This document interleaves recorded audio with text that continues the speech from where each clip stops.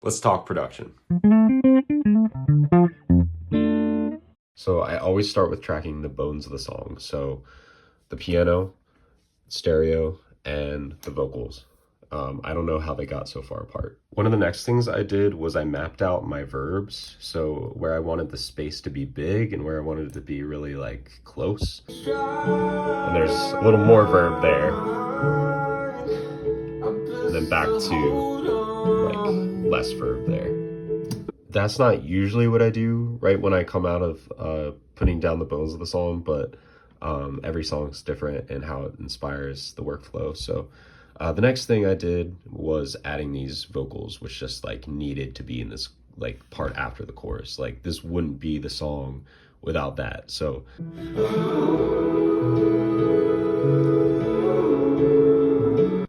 after that, I honestly didn't have a lot of ideas that were coming right to me. So usually when that happens, I pick up another instrument and I just start messing around. So I picked up the electric guitar and I threw it on this channel preset that I made after I worked with my friend Amanda. I produced her song February. So I just liked the sound from the guitars in that and thought it might work for this song. So I think this was the first thing that came to me that I liked. And so I thought it would be cool if I came up with some kind of alternating thing left and right where I had these two melodies kind of playing along with each other.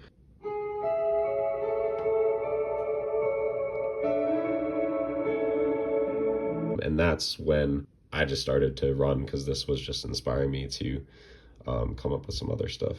So as you could probably hear, there's an arpeggiated synth in the beginning. And I got this idea after I sent the first version to a friend and they were like, oh, I hear some image and heap type production. And it got me this far. I didn't get much further, but I came up with putting this piano through a synthesizer and then arpeggiating it. I came up with this rhythm. And then just started adding notes as it went along. So, and then here the other ones come in. Then as the vocals started coming in, I added in this delay type sort of sound to it. That way it kind of just fades more into the background and the vocals become a little bit more present and this isn't taking up as much of the attention. The next thing that felt really natural to add after that was strings, but this got so complicated, I'm not going to go super deep into it, but I will solo some of the parts so you can hear them alone. Here are the cellos doing some fifths. Then we got some rhythmic strings. We got 4 violins. This is like a full orchestra sound that comes in here.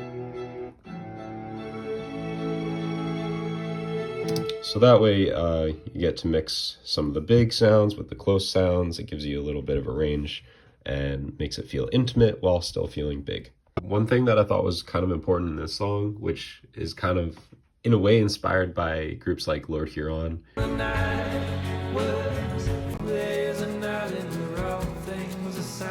where the vocals are like really far back. I wanted to do that with the bridge vocals.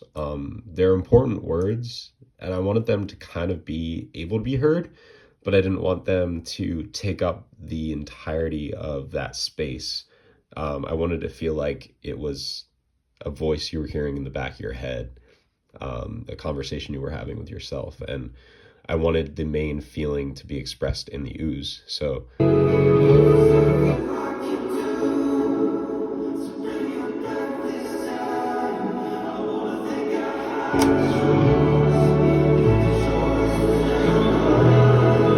some big electric strums.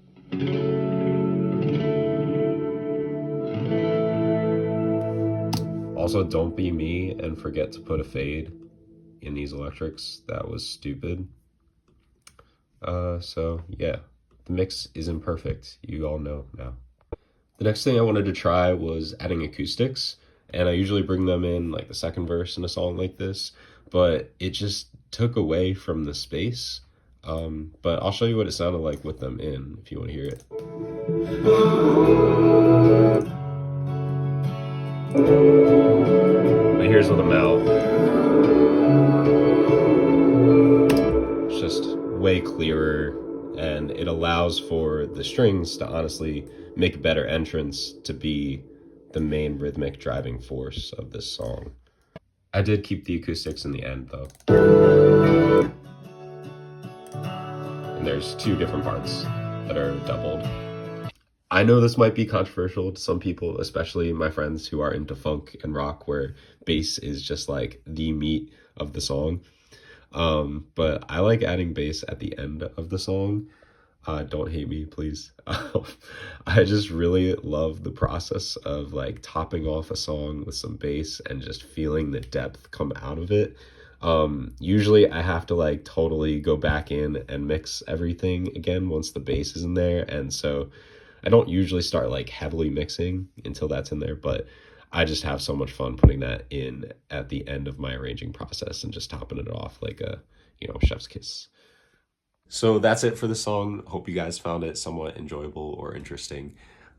In the meantime, if you have any questions about the process of making these songs, feel free to DM me. I'm happy to answer any of those questions. And if you're interested, I also teach production and songwriting lessons too. All right, I'll see you guys in the next one.